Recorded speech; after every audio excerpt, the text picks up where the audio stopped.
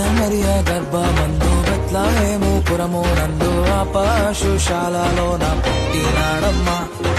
ఆ వార్త తెలియగానే గొర్రెలను విడచి పరుగున ఆకలు చేరామే. మరియ గర్భమందు బెత్లెహేము పురము నందు ఆ పశుశాలలోన